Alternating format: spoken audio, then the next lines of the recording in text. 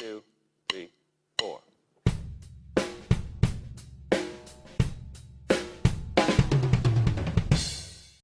Esta primera charla lleva como título Hacia un nuevo rock fondo.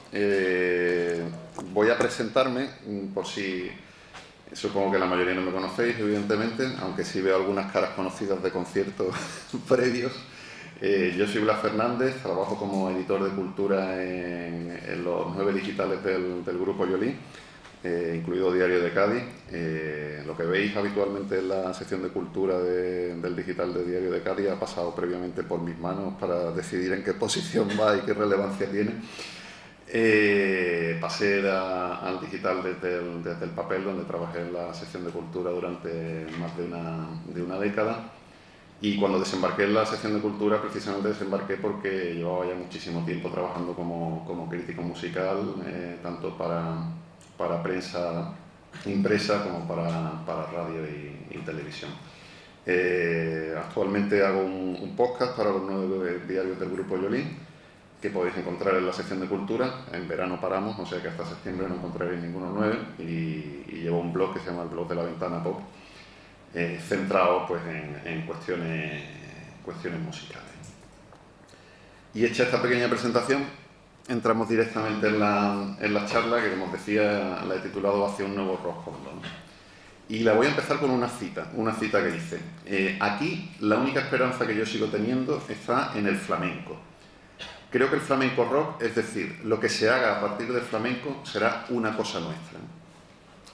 Esa frase, que a mí me llamó muchísimo la atención, se la soltó a comienzos de la década de los 80 el productor discográfico Ricardo Pachón al periodista Ángel Casas en una entrevista para el programa de televisión española Musical Express, que es un programa que probablemente los más viejos recordaréis y los más jóvenes desconozcáis por completo. Ángel Casas, que luego pasó a la prensa generalista y hizo programas de entrevistas en televisión española y demás, había ido hasta Sevilla para hacer un reportaje sobre el Salta la Tapia, que era un festival extrañísimo que se celebraba en el Hospital Psiquiátrico de Miraflores, y en el que el público asistente convivía con los cerca de 900 internos que estaban allí ingresados por problemas mentales, ¿no? Un festival muy raro porque, ya os digo, se mezclaba el público que venía de fuera con los internos del hospital. Casas le preguntaba a Ricardo Pachón, que ya por entonces era un reconocido productor de discos emblemáticos, cómo veía la situación del rock hecho en Andalucía. Y el productor le dejaba esa perla que os repito: la única esperanza que yo sigo teniendo está en el flamenco. Creo que el flamenco rock, es decir, lo que se haga a partir de flamenco, será una cosa nuestra. Cuando yo vi aquello, recuerdo haberme quedado dándole vueltas a aquella frase, ¿no? ¿Estaba acaso diciendo Ricardo Pachón que el único rock original posible facturado desde Andalucía tenía que pasar necesariamente por el flamenco o partir de él? ¿Que cualquier otra manifestación musical rock creada en Andalucía no sería algo nuestro, sino una mera simulación, una copia más o menos fiel del original, si no tenía algo de componente flamenco? Por concretar la idea, ¿que en Andalucía el rock sería flamenco o no sería? Casi 3 décadas después de la emisión de aquel programa en televisión española, en 2013, coincidiendo con la edición remasterizada de La leyenda del tiempo de Camarón, organizamos un encuentro con Ricardo Pachón en los digitales del grupo Yolí. Y uno de los lectores le enviaba una pregunta relacionada con aquella respuesta categórica que el productor le había dado tantos años atrás a Ángel Casas, ¿no? Concretamente le preguntaba: en un reportaje sobre el Salta la Tapia, le escuché decir que de Andalucía no saldría nada interesante en el terreno del rock que no estuviera contaminado de flamenco. Quizás no fueran las palabras exactas, pero sí la idea. ¿Se ratifica hoy en ella? Ricardo no contestaba directamente a la pregunta, más bien realizaba una suerte de digresión que, no obstante, volvía a propiciar una reflexión interesante en el lector. Decía Ricardo: para aclararnos, de partida tenemos que diferenciar el rock andaluz, Triana, Alameda, Medina Zahara, etcétera, derivado del folclore andaluz y de la copla, del rock flamenco, derivado de los estilos básicos como la soleá, la bulería o los tangos. Por supuesto que el rock que ha triunfado comercialmente ha sido el rock andaluz, Sin embargo, el rock derivado del flamenco, Smash, Loli Manuel, Pata Negra, Diego Tacarrasco, Tomasito, tiene mayor dificultad para una difusión popular debido exclusivamente a la complicada métrica del flamenco. Aún así, y con los problemas actuales de producción discográfica, el rock flamenco sigue su curso, mientras que el rock andaluz ha entrado en un letargo del que no sabemos si despertará. Volvió a llamarme la atención Ricardo Pachón con su declaración, como siempre, porque reflejaba una especie de mairenismo de nuevo cuño, ¿no? De hecho, todos los grupos que citaba como ejemplo de rock flamenco eran a su vez representantes del también denominado rock gitano, ¿no? Pero su respuesta se complica aún más si cabe la hipotética naturaleza de un rock hecho en Andalucía con genuina denominación de origen. En opinión de Ricardo Pachón, triunfa comercialmente el que se aleja del flamenco acercándose al folclore popular, ¿no? Que es lo que él define como rock andaluz, mientras que el que surge de artistas flamencos o de rockeros que se arriman al flamenco corre peor suerte precisamente por su cercanía a un canon tan complejo como el del flamenco, difícilmente era asumible por un público lego ajeno a los hondos, ¿no? En cualquier caso, esa pregunta que yo me hacía 30 años antes, ¿en Andalucía el rock será flamenco o no será?, ha quedado contestada con una sonora negativa a lo largo de todos estos años, ¿no? Porque en Andalucía el rock puede ser el que quiera o lo que quiera, como puede suceder en México, en Inglaterra o en Australia. Pero ninguno de estos países cuenta con una música tradicional, popular, propia, que haya llegado a articular un lenguaje sonoro tan complejo y potente como el flamenco. Así que eso sí que convierte a Andalucía en un territorio un tanto especial, en el que rock y flamenco no están necesarias o inevitablemente condenados a entenderse, y de hecho la mayor parte del tiempo conviven de espaldas como perfectos desconocidos, pero que en ocasiones propicia encuentros en los que saltan chispas que prenden hogueras y derivan en algo único, en algo original. En esta charla voy a tratar de realizar un necesariamente somero repaso a algunos de los nombres y títulos que durante las últimas 5 décadas han sido protagonistas de estos encuentros entre rock y flamenco, ¿no? Aunque a diferencia de lo que precisaba Pachón, no lo haré solo partiendo de artistas flamencos que en algún momento, por razones generacionales o comerciales, se acercan al rock, sino también revisando la trayectoria de músicos de rock que en un momento determinado se interesan o directamente quedan deslumbrados por la potencia de los hondos. Evidentemente, no voy a entrar ni de lejos en ese charco de aguas estancadas en el que la flamencología ortodoxa gusta de mojarse, ¿no? En el eso no es flamenco, tan del gusto de lo que algunos denominaron con sorna los flamencólicos, ¿no? Y no voy a entrar porque la charla no va de eso. Va de perfilar un posible hilo conductor desde los primeros encuentros documentados hasta el día de hoy. Y digo bien, hasta el día de hoy, porque el rock flamenco, entendido como tal, el que toma elementos de este, no ha parado de ofrecernos en mayor o menor medida, a mansalva o con cuentagotas, ejemplos en este sentido. Volvemos momentáneamente a Ricardo Pachón para intentar encontrar el origen del rock flamenco o del flamenco rock. Aunque lo hacemos dando un rodeo, nos vamos hacia atrás en el tiempo, hasta finales de la década de los 60, cuando el guitarrista flamenco Sabicas graba junto a Joe Beck en Nueva York el álbum Rockin' Counter. Si os parece, escuchamos una pequeña muestra de qué es lo que contenía aquel Rockin' Counter. ¿Sí suena? No suena porque está apagado. Se ha apagado solo. Ahí, desde el principio.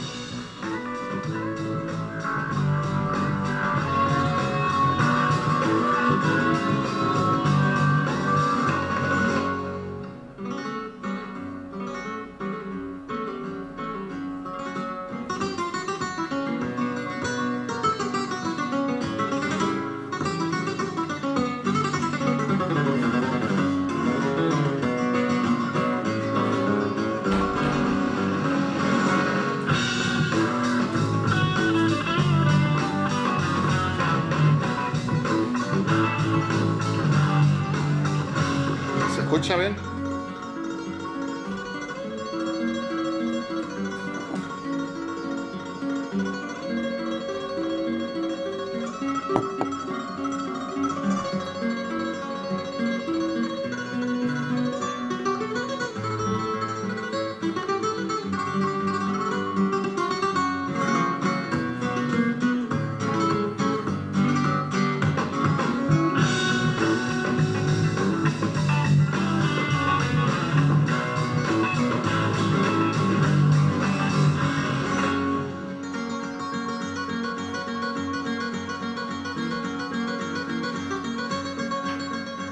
evidentemente no lo vamos a dejar completo, era simplemente, como vamos a hacer con otros temas, pues una pequeña muestra. El tema se titulaba Zambra, que aparecía en ese Rocking Counter registrado y publicado a finales de los 60, entre el año 68 y 69. Sabicas, de verdadero nombre Agustín Castellón Campos, es en aquellos años el músico flamenco con mayor proyección internacional, ¿no? Es un gitano nacido en Pamplona, formado profesionalmente en Madrid desde los 10 años, que se exilia con el estallido de la Guerra Civil y tras pasar por Argentina y México se instala definitivamente en Nueva York, logrando desde allí una relevancia fuera de España de la que ningún artista flamenco va a volver a gozar probablemente hasta Paco de Lucía. Por su parte, Joe Beck es un reputado músico de sesión que ha dejado la impronta de su guitarra en múltiples grabaciones de autores claves del jazz, del funk, del soul, entre otros Miles Davis, Gil Evans, James Brown. No queda muy claro cuál es el origen real de este Rocking Counter, si es una idea de Joe Beck, si es una idea de algún directivo del sello Polydor. Lo que sí sabemos, desde luego, es que Sabica no es el artífice del proyecto y, de hecho, el flamenco pamplonés va a restar importancia años después a este experimento, tildándolo de poco menos que de una aventura comercial fallida y poco afortunada desde el punto de vista artístico. En cualquier caso, aquel disco, al que se suman también músicos como el bajista Tony Levin de King Crimson, queda como paradigma de un primerizo encuentro entre rock y flamenco. Y aunque pasa comercialmente desapercibido en su momento, que es una constante que vamos a ver en muchos de los títulos que vamos a citar en esta charla, marca la pauta de alguna manera para el segundo capítulo de esta entrega. Es curioso que esta primera fusión documentada entre flamenco y rock llegue desde Estados Unidos, nada más y nada menos. En el documental Tiempo de leyenda, un trabajo del cineasta granadino José Sánchez Monte a propósito de la gestación de la leyenda del tiempo de Camarón, confiesa Ricardo Pachón lo siguiente: yo parto de una obsesión, lo tengo que confesar. El disco de Sabicas con Joe Beck lo encontré en Francia y cuando escuché eso aluciné, la verdad. Así que parece evidente que Rocking Counter deja su impronta en el imaginario de Ricardo Pachón, que busca la manera de reeditar en España un encuentro similar entre flamencos y rockeros. Una vía por la que ya han transitado un dúo como Las Grecas, pero que él quiere llevar mucho más lejos. La oportunidad le llega con el destinado a ser tercer álbum de la banda de rock sevillana Smash, el grupo que tiene en su núcleo duro a Julio Matito, Gualberto García, Henrik Liekbot y Antonio Samuel Rodríguez. Ellos ya tienen 2 LP en aquel momento: Glorieta de los Lotos, que se ha publicado en 1970, y We Can't Smash This Time, que se ha publicado en 1971. Ricardo Pachón es por entonces su manager y también es el responsable de la entrada en la formación del guitarrista flamenco y gitano Manuel Molina, reciente y tristemente fallecido. Parece que Manuel Molina en principio se resiste a la idea de entrar en un grupo de rock para hacer no sabe muy bien qué, pero Pachón le lanza un anzuelo que difícilmente puede rechazar, ¿no? Se ofrece a usar sus contactos para que pase un servicio militar, digamos, cómodo, ¿no? Molina acepta y a finales de 1971 se van todos juntos a la Costa Brava a registrar el que va a ser hipotéticamente el tercer disco del tercer álbum de Smash, ¿no? Con un lanzamiento previsto en el sello Boccaccio, que es propiedad del famoso empresario catalán de discotecas Oriol Regàs, ¿no? El productor del proyecto no va a ser Pachón, sino el francés Alain Milhaud, conocido ya entonces por sus trabajos, entre otros, con Los Bravos y Los Canarios. Y bueno, parece que se graba material para todo un LP, pero Regàs decide tantear el mercado con el lanzamiento de un sencillo que, por cierto, se convierte en un hit inapelable completamente, y que es este que vais a escuchar a continuación.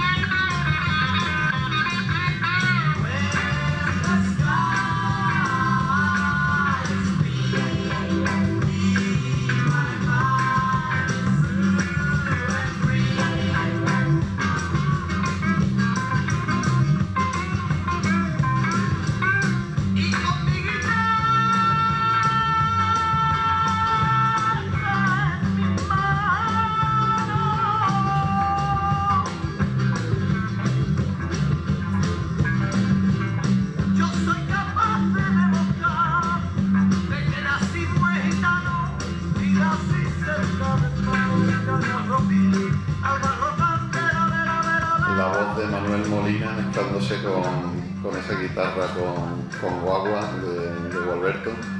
Bueno, ya os digo que efectivamente se convierte en todo un hit comercial inesperado, ¿no? Parece que de hecho abre la puerta a una fusión nueva entre rock y flamenco, que recuerda mucho en su sonoridad a ese rock encounter de Joe Beck y de Sabicas, que efectivamente había dejado huella en el imaginario de Ricardo Pachón. Identificable además 100% tantísimos años después, ¿no? El garrotín tiene una repercusión comercial notable, es un producto más pop definitivamente que flamenco, pero gozosamente contaminado por este. Pero sin embargo no convence por completo a los propios integrantes de la banda, que proceden del más profundo underground sevillano, ¿no? Y que no quieren ser tan comerciales y no quieren ser tan pop. De hecho, Gualberto abandona el buque para navegar en solitario y por otras aguas, y poco después de que se lance el segundo sencillo de avance del álbum, Ni recuerdo ni olvido, se van también Julio Matito y Smash. Definitivamente se va al garete, ¿no? Es curioso porque no es el único caso que vamos a revisar en estas charlas en el que una banda artífice del rock flamenco se desbanda justo después de haber realizado una grabación histórica, ¿no? Que de hecho cobrará su verdadera dimensión con el paso de los años, ¿no? En su caso, en el caso concreto de Smash, el de ser una de las fusiones pioneras entre ambos géneros, probablemente la segunda después de ese encuentro entre Joe Beck y Sabicas, ¿no? Dice Ricardo Pachón, decía en el encuentro digital que os comentaba antes, efectivamente, Smash grabó la primera fusión entre el flamenco y rock inspirados directamente por los discos de Sabicas y Joe Beck, grabados en Estados Unidos en 1967, Rock Encounter. Smash, antes de disolverse en ácido, dejó grabados el blues de la Alameda, el garrotín. El tercer álbum de Smash, desgraciadamente, nunca llegó a editarse como tal. En 1978, el sello Zafiro se quedó con el catálogo de Boccaccio y a través del subsello Chapa Discos, en 1978, como os decía, publicó un álbum compartido entre Smash y el cantador Manuel de los Santos Pastor, más conocido como Agujeta, ¿no? El título de aquel disco, Con agujetas por una cara y Smash por otra, se llamó Pureza vanguardia del flamenco. Incluía 5 temas de Smash y otros tantos de Agujeta, y no se entiende muy bien por qué. De hecho, según diversas fuentes dicen que se grabó un álbum completo, pero el resto de cortes registrados por Smash con Allen Milhock se perdieron directamente, y fue Mariscal Romero, que se hizo cargo de Chapa Discos, quien encontraría hipotéticamente algunos de los cortes que se habían registrado. El disco como tal hoy es prácticamente inencontrable, lo que pasa que sí hay una edición antológica de Agujetas, creo que recordar, con 5 discos, que recoge precisamente en el último CD Pureza y vanguardia del flamenco, ¿no? Julio Matito falleció en un desgraciado accidente de tráfico en 1979, justo después de volver a reunir a Gualberto, a Antonio Samuel Rodríguez y a Manuel Molina en lo que se aventuraba un retorno de Smash, ¿no?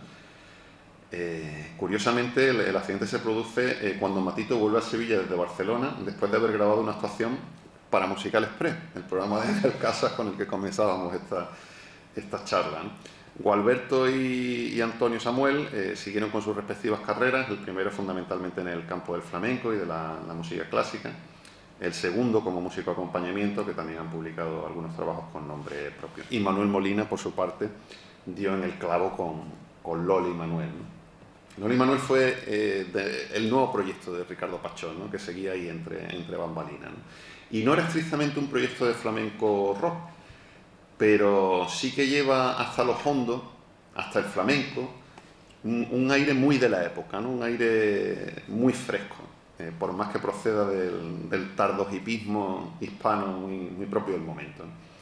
Tras publicar en 1975 su primer álbum, Nuevo Día, ese trasfondo se nota sobre todo en la segunda entrega de Loli Manuel, en Pasaje del Agua, aparecido en 1976. Y dice otra vez Ricardo Pachón: en el segundo disco de Loli Manuel, Pasaje del Agua, de 1976 intervienen músicos de Smash y del grupo Alameda. Fue la segunda experiencia de flamenco plus fusión y llegó tan alta como para estar en Kill Bill 2, la peli de Tarantino.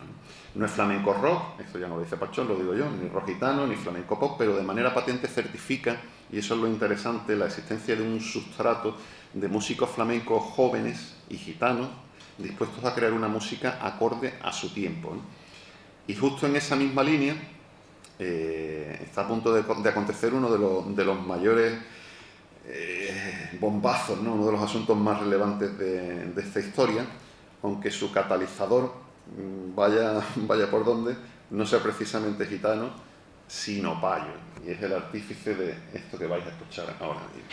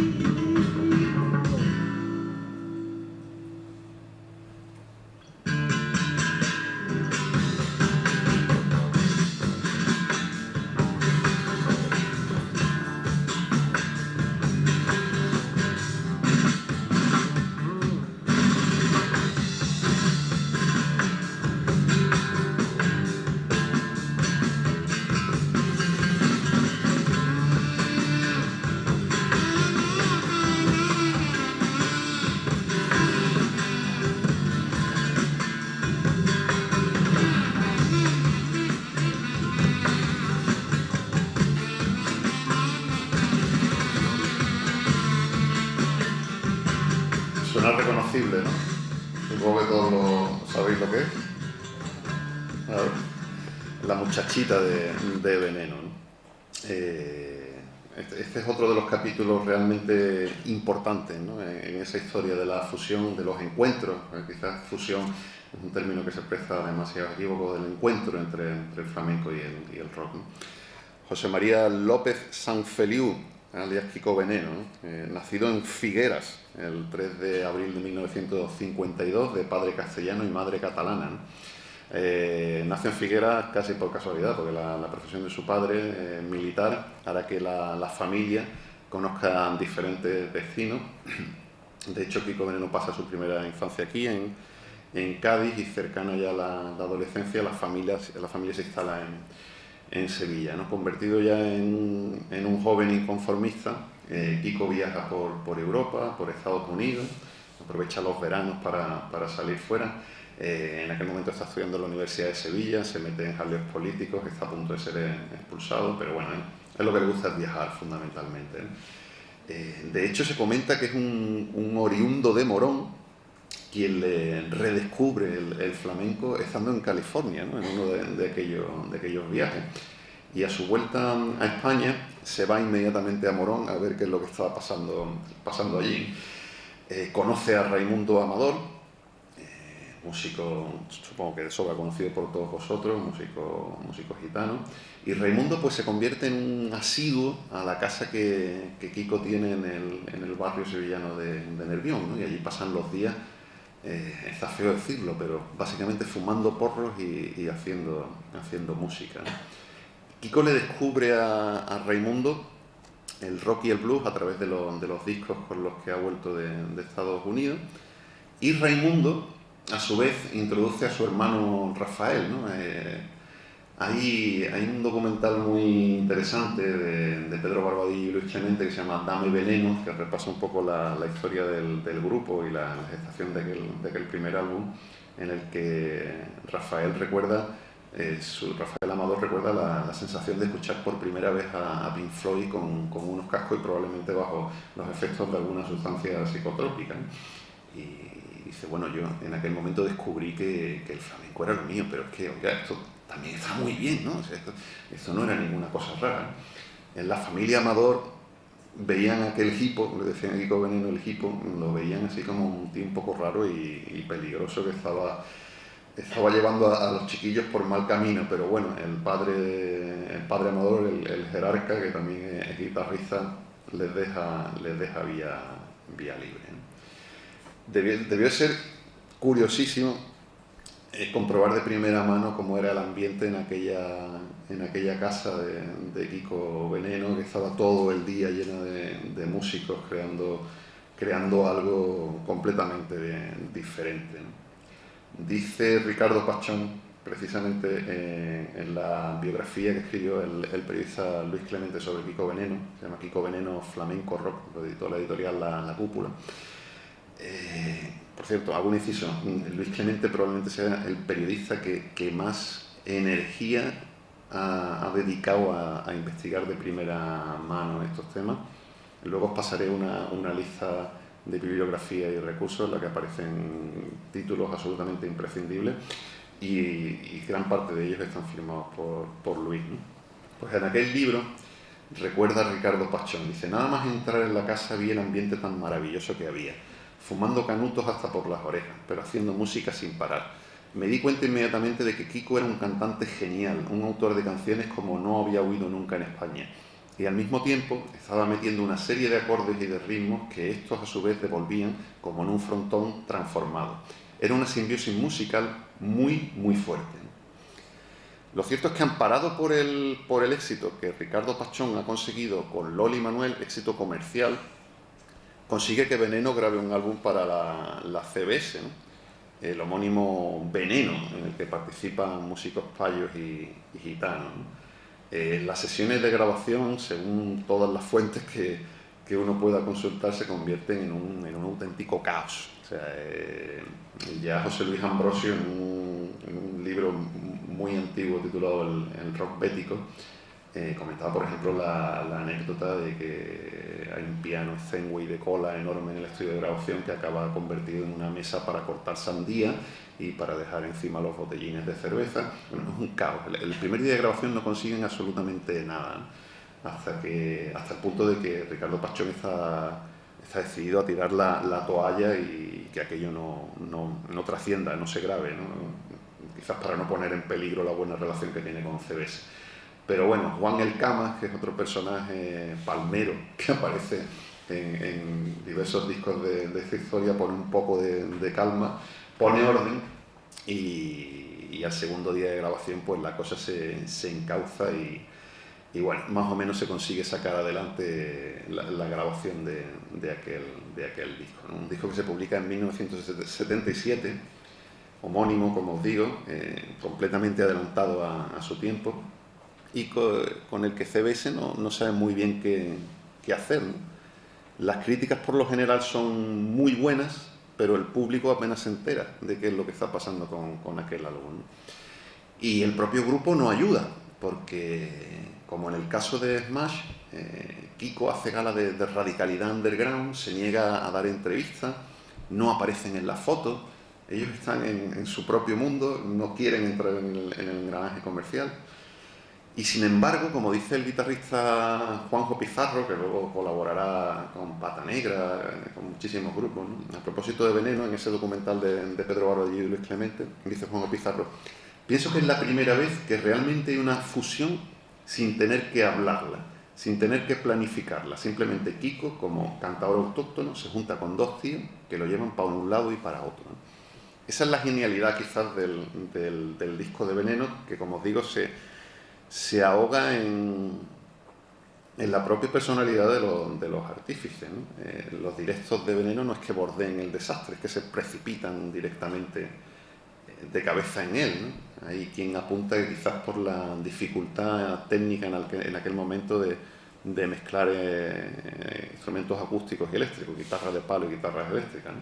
Pero bueno, lo cierto es que parece que ellos tampoco eran demasiado proclives a ensayar de una manera seria. De hecho, Veneno se disuelve al poco tiempo de la grabación del álbum y tras una serie de conciertos absolutamente desastrosos en Barcelona. Kiko se retira a Conil, donde monta un bar, y los hermanos Amador graban diversas sesiones con Ricardo Pachón en 1978 en su casa de Umbrete, en la casa de Ricardo Pachón. Parte de aquel material tardará en publicarse, estamos hablando de que lo graban en 1978 y no se publica hasta 1985 bajo el título de Guitarras Callejeras, Pata Negra.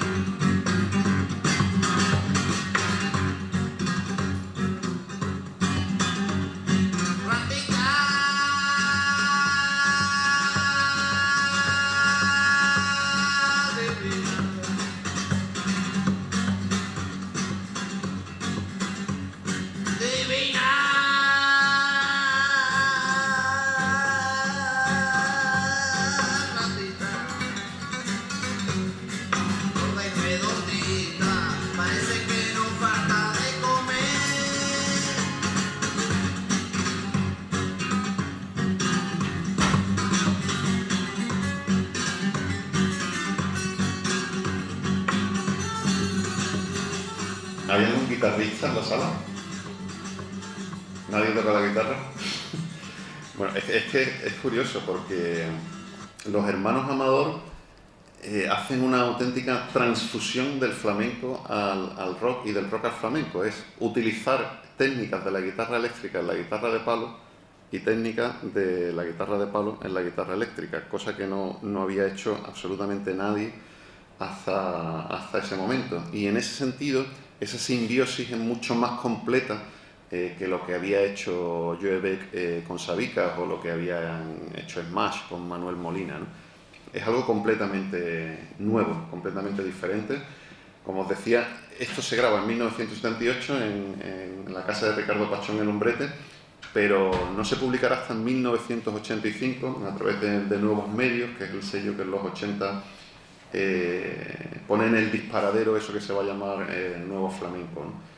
Y son canciones pertenecientes al inmenso archivo que tiene Pachón en su propia casa y al que le va dando salida casi con cuentagotas, ¿no? De hecho, para cuando sale este disco, Pata Negra tiene ya un par de álbumes en el mercado, el homónimo Pata Negra, publicado en 1981, y Rock Gitano, que sale en 1982. Pero será Guitarras Callejeras el que ponga otra vez al grupo en la senda, y que de hecho acabará desembocando en 1987 en un éxito por partida doble, ¿no? Porque es un éxito comercial, pero también es otro paso adelante en esta historia de encuentros y desencuentros, ¿no? Que es el disco Blues de la Frontera, que probablemente os sonará a todos, espero.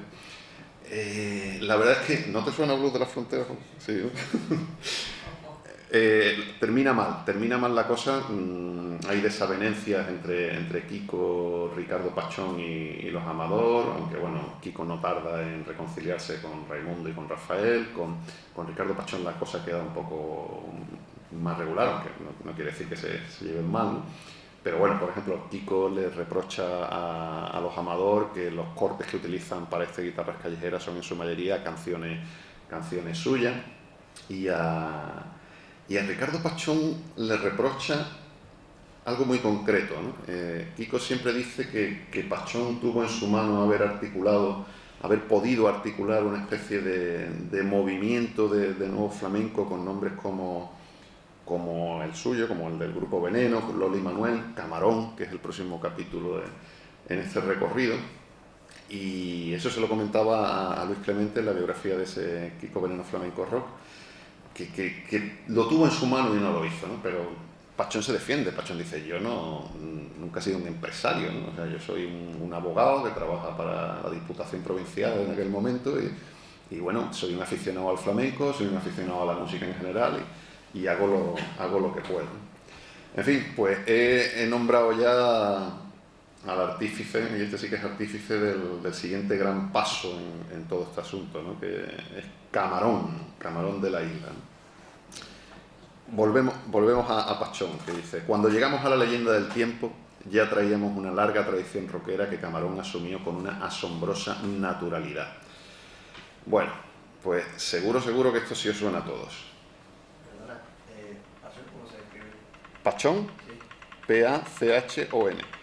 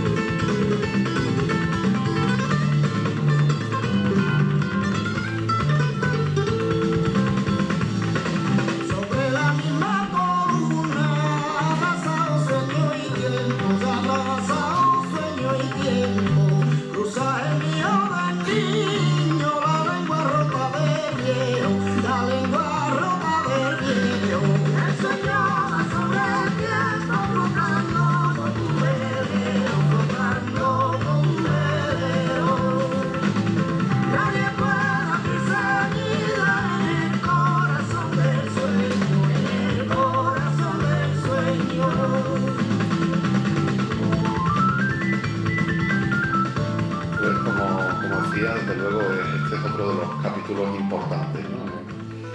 En el devenir de los encuentros entre flamenco y rock, que está siempre pivotando entre músicos flamencos que se acercan al rock o músicos rock que se acercan al flamenco. En este caso es evidente que estamos en el primer apartado, ¿no? Músicos de flamencos que de pronto por una razón o por otra, se acercan a una sonoridad ajena a la ortodoxia, al canon hondo, y apuestan por otro tipo de creación artística, ¿no?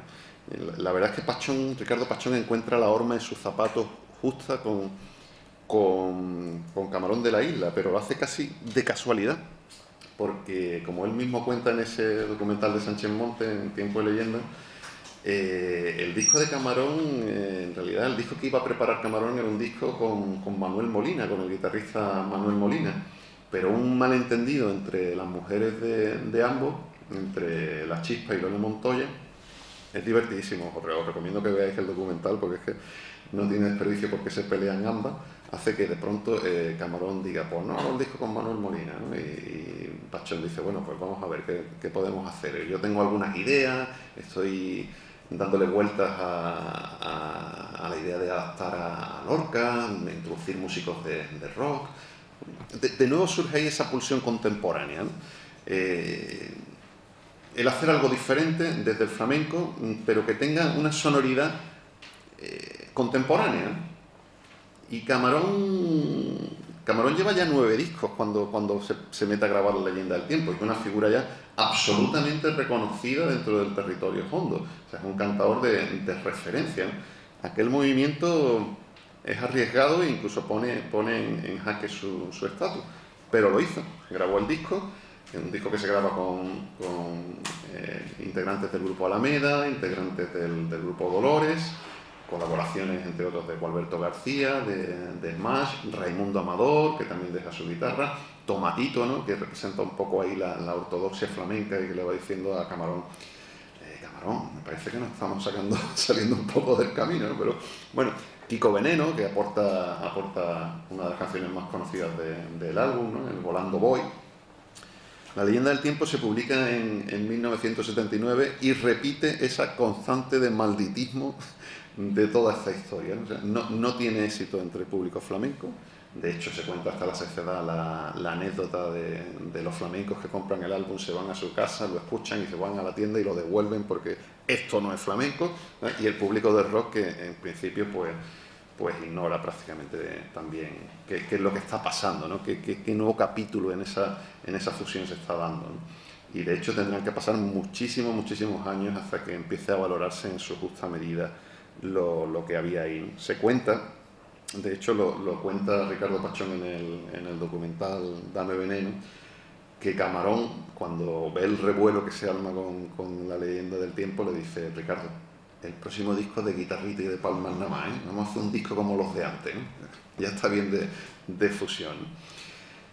Es curiosa esta cita que recuerda Ricardo Pachón a propósito de cómo la incomprensión del público, la falta quizás de un sustrato adecuado para entender una propuesta musical que se está dando en ese momento, afecta a la autoestima del músico, ¿no?, haciéndole cuestionar la validez de lo que está creando, ¿no?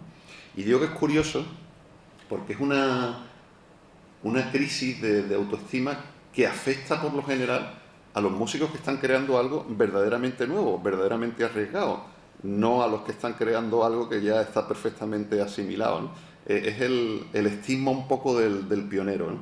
¿Lo que estoy haciendo realmente es bueno o no vale absolutamente para nada, ¿no? Eso le ocurre a Smash, eso le ocurre a Veneno.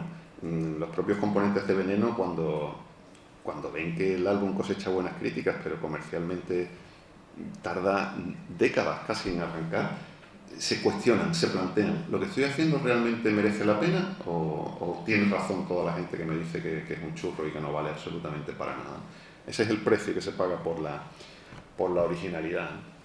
De hecho, recuerda a Kiko Veneno, también en el documental Dame Veneno, que Camarón tardó varios años en hacer un disco después de La Leyenda del Tiempo que fuera tan experimental, ¿no? Tan dado a la aventura, a dejarse llevar, a ver qué salía de todo aquello, ¿no? Y es gracioso también porque dice Kiko que él en aquel momento vio que los hermanos Amador podían ser los Jackson 5 del rock gitano, ¿no? Pero bueno, al final tampoco llegaron a disfrutar de semejante estatus, ¿no? Después de la leyenda del tiempo, se produce un vacío, quizás exceptuando los discos de Pata Negra, un lapsus en esta historia.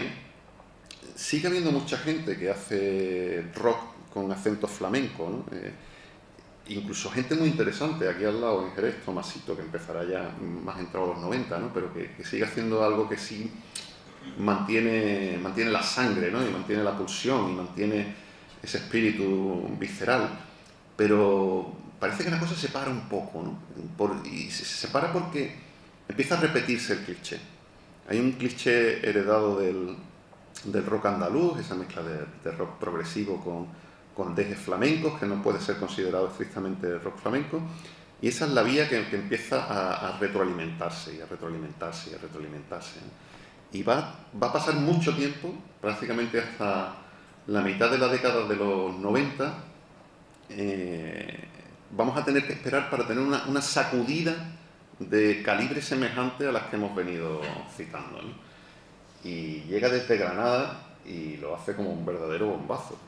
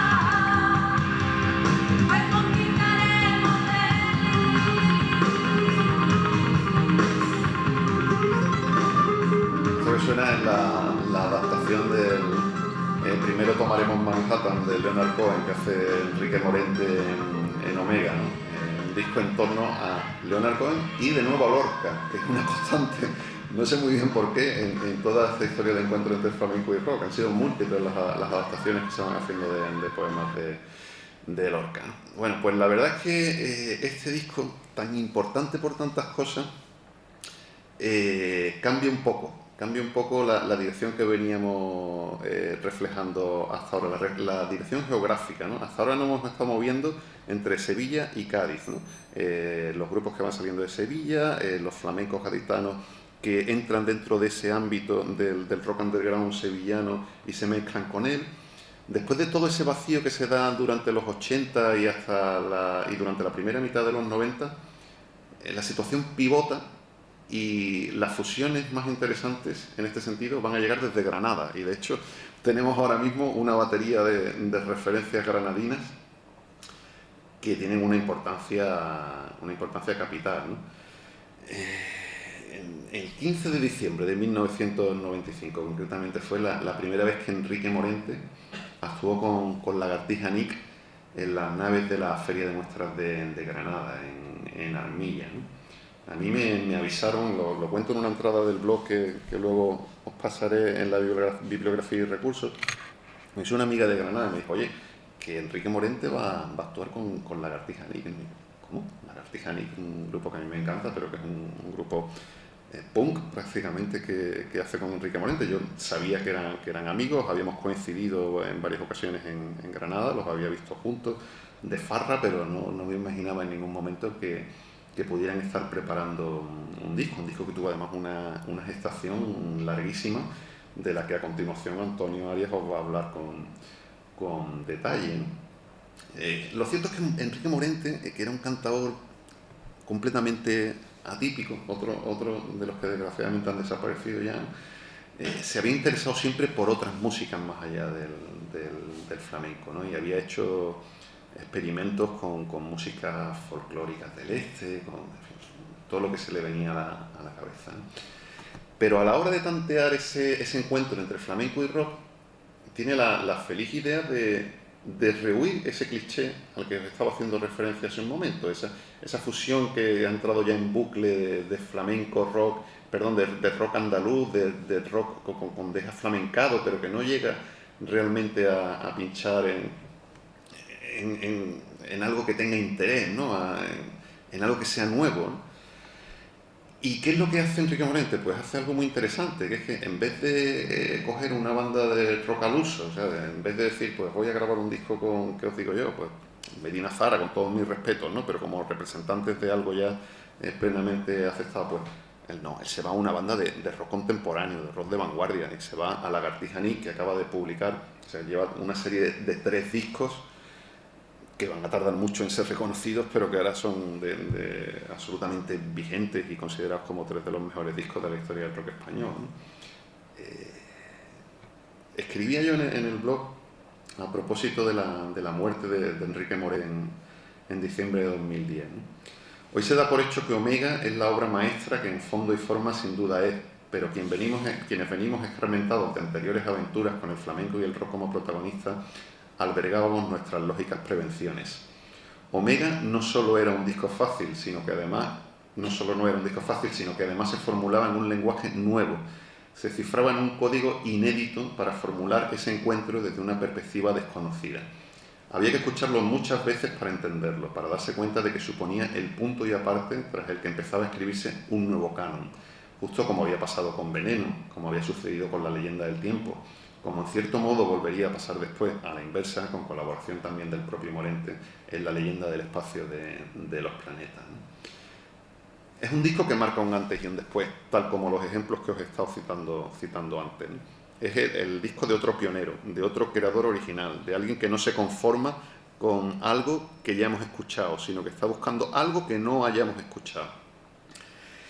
Lo que ocurre es que, a diferencia del disco de Veneno o de La leyenda del tiempo, Omega, que se publica finalmente en 1996, sí obtiene reconocimiento desde el primer momento, ¿no? Tiene problemas para ser editados, pero una vez que aparece su primera edición a cargo del sello El Europeo, que es el sello de la revista El Europeo, empieza a tener un reconocimiento unánime, ¿no? O sea, la gente empieza a decir, aquí hay algo que realmente merece la pena, ¿no? Y eso hace que Morente inicie una larguísima gira con la puesta en vivo del álbum junto a Lagartija Nick, y que se abra el abanico de colaboraciones de una manera espectacular. De hecho, Enrique Morente llega a grabar un tema con Sonic Youth y a participar en un concierto conjunto, bueno, una colaboración mínima pero interesante en Valencia. La idea era grabar un segundo Omega, de hecho, con Sonic Youth. Lo que pasa es que la muerte de Morente lo impidió. Hubo una reedición de Omega, creo que exclusivamente el tema que grabó con Sonic Youth para iTunes. No sé si está registrada en edición física. Hay un tipo muy interesante, un crítico musical cordobés que lleva mucho tiempo viviendo y trabajando en Madrid, que es Gabriel Núñez Hervás, colaborador habitual de Rock Deluxe y durante mucho tiempo director de una revista llamada Boronía, revistas de estas gordotas que vale la pena sentarse y disfrutar, ¿no? Pues Gabriel Núñez Hervás dedicó 2 números monográficos de Boronía a Enrique Morente, y en particular a Omega, tras la muerte del cantador. Yo tuve la oportunidad de hacerle una entrevista, probablemente sea de las personas que más a fondo ha estudiado y ha analizado la obra del cantador granadino, Y yo le preguntaba, con el paso de los años uno tiende a pensar que la influencia de Enrique Morente en muchos músicos de rock trasciende los márgenes de Omega, que había ya muchos antes de llegar ahí, y que esa onda expansiva aún mantiene y mantendrá sus efectos. Y él me comentaba, claro, hay un trabajo profundo que Morente desarrolla más allá de Omega. La primera vez que yo lo vi, por ejemplo, fue en el Revólver de Madrid, en aquellos lunes flamencos. Ver a Morente, donde habías visto a tantos y tantos grupos de rock, fue impactante. Morente reconoció que eso fue algo muy especial para él, pero a nosotros también nos sorprendió muchísimo, nos dejó pillados. Hay generaciones que han vivido distanciadas del flamenco. Parece algo cercano a tus padres y lo rechazas de plano, pero de pronto ves todo lo que hay ahí. Morente se encargó, además de darle patadas a los prejuicios, de hablar bien de Sonic Youth y de tocar con ellos, de irse de copas con Lagartija Nick y con los Planetas, de enseñarle cosas y a la vez aprender de ellos. Esa actitud suya era tan arrolladora que a lo mejor el rock, aunque también puede ser muy prejuicioso, le era un terreno idóneo. No sé si el rock le abrió las puertas o las abrió él y el rock le dio la bienvenida. Y hay que tener en cuenta además lo que están haciendo sus herederos, como Lagartija Nick y los Planetas. Un ejercicio de desprejuiciamiento y de conexión. En fin, la semilla que deja Morente germina en ese nuevo canon de acercamiento entre flamenco y rock. Llega desde Granada, es el heredero directo de lo que previamente se ha hecho en Sevilla y va a depararnos una reconversión absolutamente inesperada por parte de un grupo que hasta el momento se considera pues prácticamente el emblema de la generación indie española.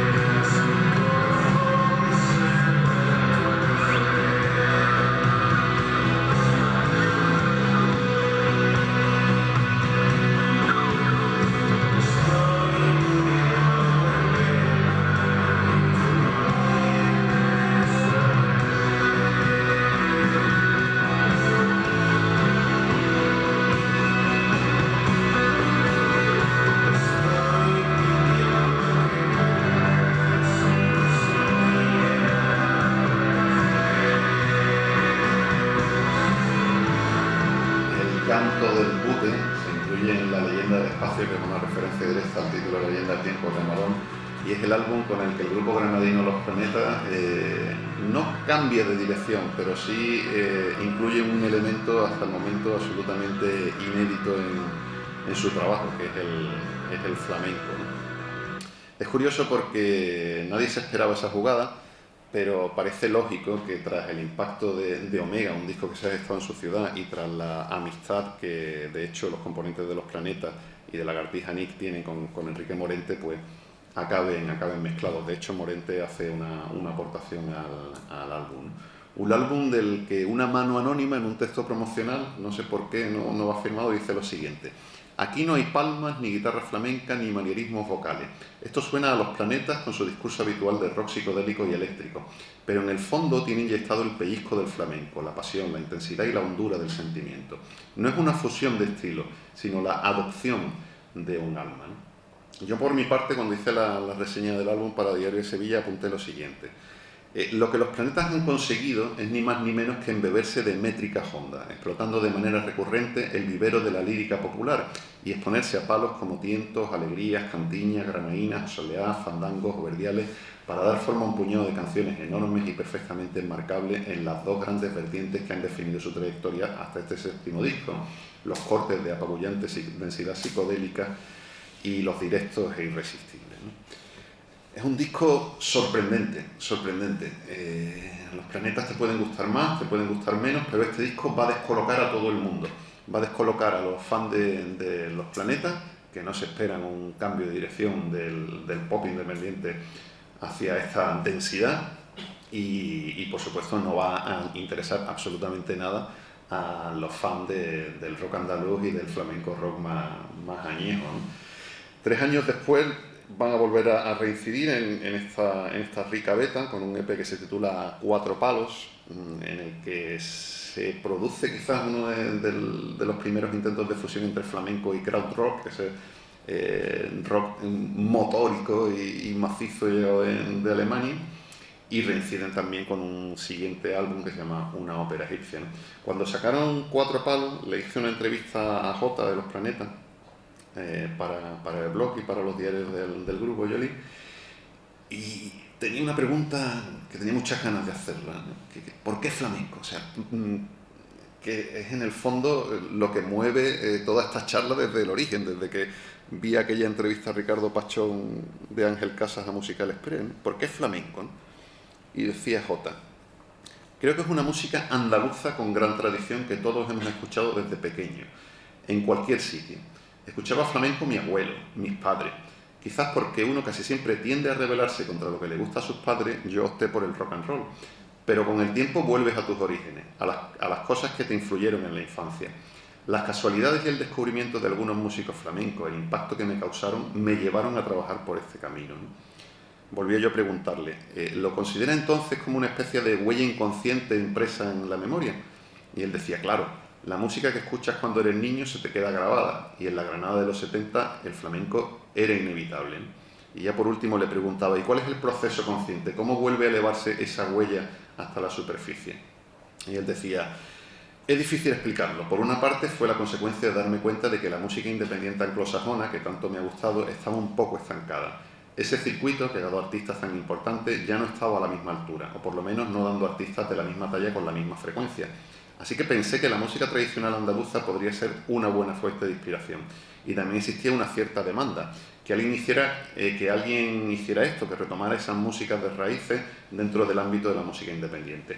Creo que esa demanda fue creándose a partir de Omega, el disco de Enrique Morente con Lagartija Nick, que en cierto sentido era como la continuación de toda esa historia de acercamiento al flamenco por parte del rock, desde Smash, Kiko Veneno. Pienso que es una línea que no se ha explorado lo suficiente. Es curioso esta reflexión de Jota, porque en el fondo certifica esa intuición que hemos tenido diferentes críticos musicales a lo largo de los años, ¿no? De que lo que empieza con el Rocking Counter de Joe y Sabicas va creando una línea muy clara, una línea que va de ahí a Smash, que de Smash pasa a Veneno, que de Veneno pasa a Loli Manuel, que de Loli Manuel pasa a Camarón, que de Camarón pasa a Pata Negra, bueno, Kiko Veneno de nuevo, Morente, y finalmente desemboca en otro acercamiento al rock contemporáneo, ¿no? Al rock contemporáneo, en ese caso,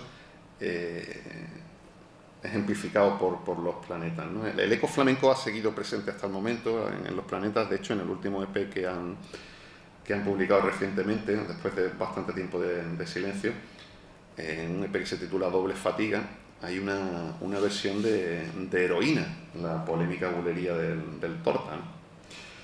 Tras la muerte de Morente, surgen los evangelistas, ¿no? Los evangelistas son una mezcla entre Los Planetas y Lagartija Nick, que de hecho en origen surge para homenajear la figura del cantador fallecido, ¿no? Están Antonio Arias, Eric Jiménez, el batería de Lagartija Nick y también de Los Planetas, está Jota y Florent de Los Planetas, y eran amigos, ¿no? Ellos tienen un encargo de Gabriel Núñez Herbaz, el crítico musical que os comentaba antes, que durante tanto tiempo dirigió la revista Boronía, de cara a la Noche Blanca del Flamenco en Córdoba, ¿no?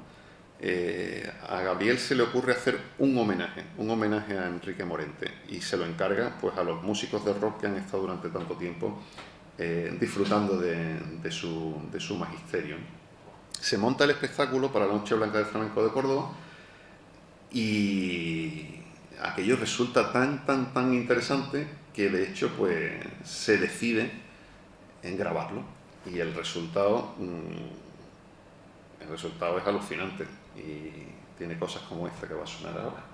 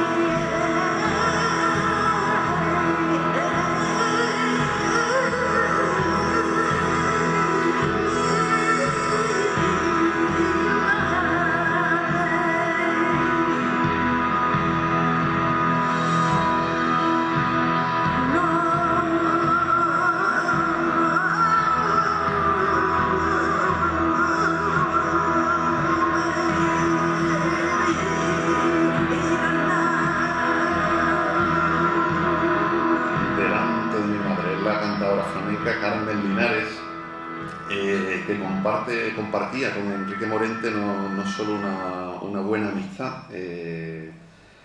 fueron de los primeros artistas flamencos que reconectaron con el público rock a través de actuaciones en aquel recordado festival granadino que luego tuvo extensión jerezana, el Espárrago Rock, ¿no? Tanto Morente como Carmen Linares se enfrentaron a un público ajeno al flamenco en aquellos festivales, y reconectaron a un amplísimo sector de público rock con el flamenco, ¿no? Ese es uno de los grandes méritos de Morente, uno de los grandes méritos también de Carmen Linares, que ha sido una cantada en cualquier caso mucho más ortodoxa, pero que desde esa ortodoxia ha conseguido que mucho público de rock se interese por el flamenco, ¿no?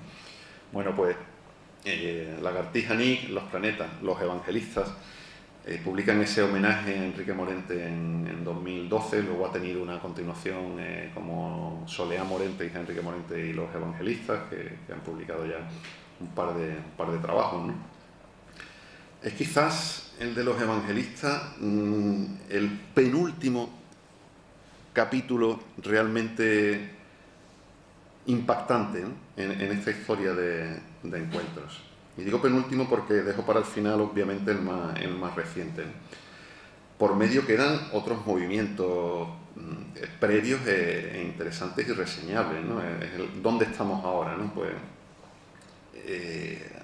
hay un grupo en Sevilla que está haciendo cosas muy interesantes y que sirve de alguna manera como catalizador para ese último capítulo de interés, ¿no? El grupo es Pony Bravo, que lleva ya tres discos, que no es para nada un grupo de flamenco rock, no es para nada un grupo de rock andaluz, pero como dice su teclista y vocalista Daniel Alonso, sí tiene un interés específico por la cultura andaluza, ¿no? Por la iconografía andaluza y por el flamenco. Y eso le lleva a incluir en su segundo disco una curiosísima versión, no de flamenco, sino de copla.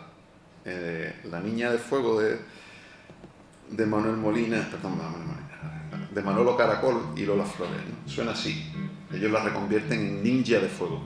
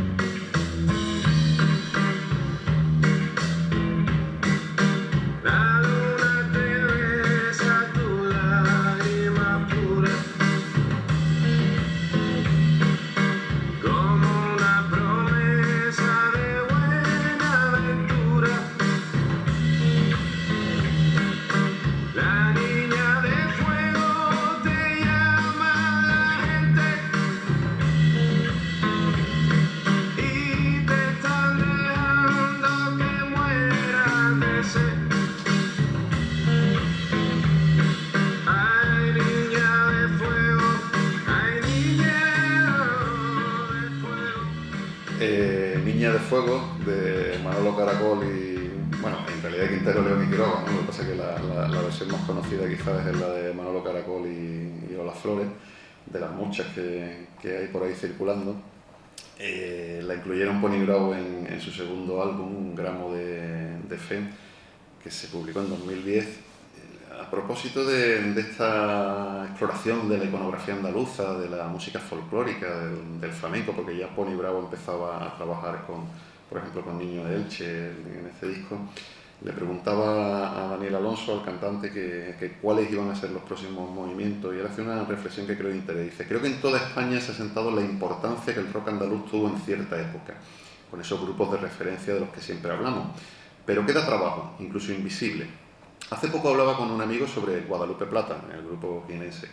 En los temas que tienen en castellano, de pronto te acuerdas de aquella antorcha del blues flamenco que encendió Pata Negra. Ves ahora un concierto de Guadalupe y te das cuenta de que con el tiempo pueden llegar a eso, pero que no ha habido nadie que recogiera ese testigo. Incluso los propios grupos andaluces a veces hemos dicho, no, o por la complejidad que tenía hacerlo, porque no es muy fácil de hacer, o por inseguridad o por complejos. En los 90 parecía que nos daba miedo sacar el acento. De hecho, sigue pasando. El acento andaluz genera rollos extraños en otras zonas de España. Pero más que trabajar sobre el flamenco, lo que nos interesa es trabajar sobre la cultura que nos rodea. El flamenco es una parte, pero hay otras muchas cosas importantes. A ver qué sale.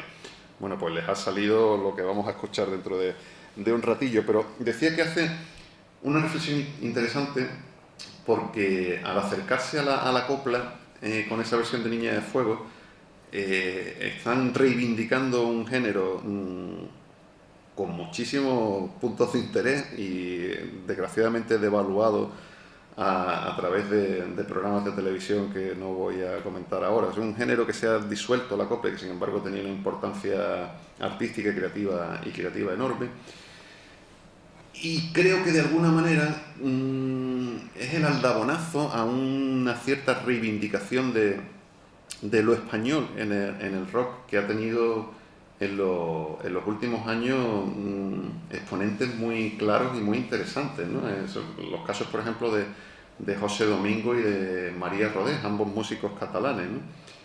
José Domingo, de Gerona, un fan confeso de Manuel Molina, se descolgó el pasado año, en 2014, con un disco titulado Almería, que incluía piezas de experimentación flamenca, como un caballo solo, bueno, una cosa absolutamente recomendable, ¿no? Y María Rodés, que es barcelonesa, y había editado un par de discos previos dentro de esa estela de cantautora indie, pues se descuelga con un disco que se llama María Canta Copla, en el que hace una serie de adaptaciones de clásicos de la copla, llevándolo a un terreno completamente diferente. No estamos hablando aquí de flamenco rock, pero sí de rock con señas de identidad española, ¿no? O sea que en ese sentido yo creo que todavía queda mucho por explorar, y hay mucha gente que está volviendo la vista atrás para avanzar hacia el futuro, ¿no? Es ese trabajo que quedaba por hacer al que se refería Daniel Alonso, el reconectar con una cierta sensibilidad de música de raíz que el indie de los 90, con su anglofilia, pues prácticamente borró del mapa de la creación musical española, ¿no? Vamos a terminar ya, y lo voy a hacer con un disco que se editó este mismo año, y que quizás sea demasiado prematuro decir que pueda tener la relevancia o la importancia que han tenido algunos de los títulos que hemos ido citando por aquí, pero desde luego tiene toda la pinta. Niño de Elche, Francisco Contreras Molina, alicantino del 85, ¿no?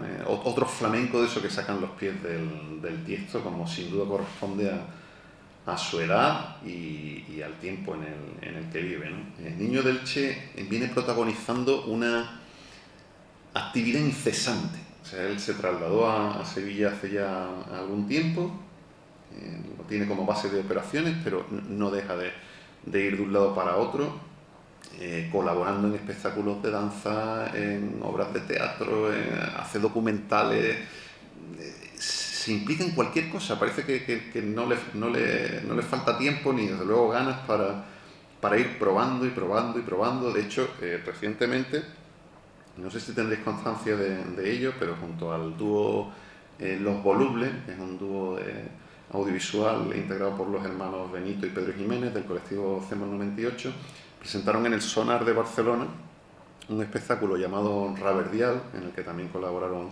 otros músicos, entre ellos componentes de Pony Bravo. Bueno, pues se ha convertido en uno de los espectáculos más señalados del Sonar, ¿no? Y básicamente lo que hacía era mezclar el espíritu de las raves de música electrónica con las verdiales malagueñas, ¿no? Ese palo flamenco. Bueno, pues Niño de Elche este año publicaba un disco titulado Voces del Extremo, que lo que hacía era recoger poemas de los encuentros poéticos que bajo ese nombre se celebran en Moguer desde hace ya un montón de años, la poesía de la conciencia y tal, y hacer adaptaciones, yo creo que absolutamente inesperadas. Por ejemplo, esta que viene.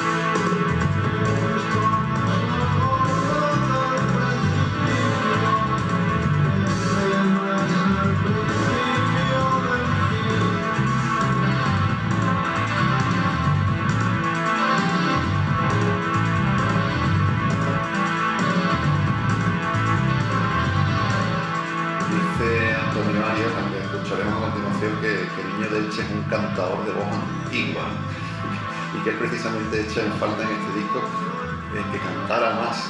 Pero bueno, es que es un auténtico experimento este Voces del Extremo, que cuenta con la participación de Daniel Alonso de Pony Bravo, que ejerce como productor, Raúl Pérez, el productor habitual de Pony Bravo, que ejerce aquí como ingeniero. También está otro componente de Pony, Darío El Moral, el contrabajista Javier Mora y los guitarristas flamencos Raúl Cantizano y Fernando Junquera, ¿no?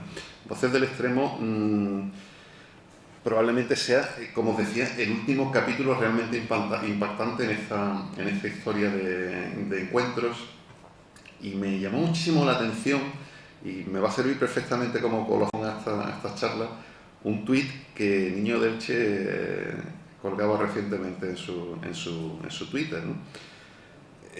Se preguntaba, ¿por qué hablan de Morente y no hablan de Scott Walker como gran referencia?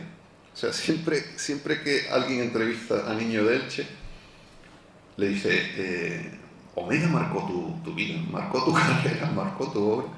Bueno, él escucha a Enrique Morente exactamente igual que puede escuchar a Scott Walker, a Portishead o a tantísimos grupos de rock.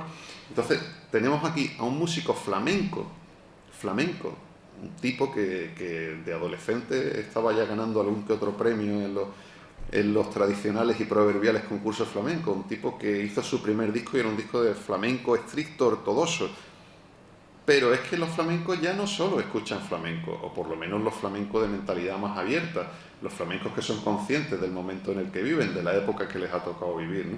Los flamencos que son melómanos y no meros seguidores de una tradición que se presume hermética, ¿no? Así que el rock hondo, ese nuevo rock hondo, sigue su marcha con representantes como él, ¿no? Y sin duda creo que a lo largo de los próximos años nos aguardan nuevas y grandes sorpresas. Hasta aquí hemos llegado. Gracias.